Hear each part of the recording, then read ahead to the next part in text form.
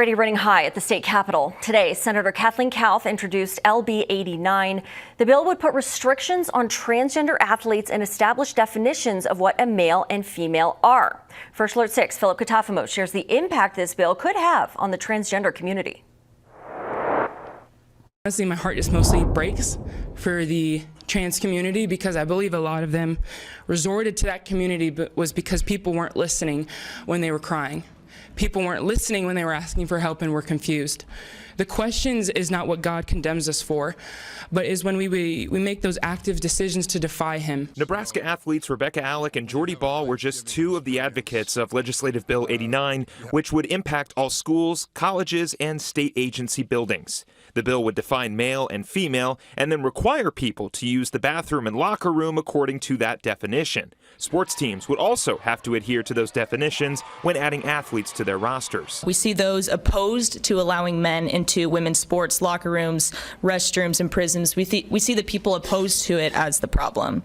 So my question is just in how this short amount of time have we gotten to this extreme? Scout Richter's policy director with ACLU of Nebraska says LB 89 is a further escalation from the Sports and Spaces Act, which failed last year. It will impact trans Nebraskans. If enacted, it would impact them at any touch point they have with a government agency or in using identification that doesn't correspond to their gender identity. And so each of those things is harmful and damaging, and again invites harassment and violence and attempts to erase those identities. She says every Nebraskan deserves to be themselves, and bills like this undermine that. Richter's worries it could lead to further attacks and discrimination against the trans community. As a woman, it's very upsetting to have your identity as a woman used to discriminate against a group of Nebraskans.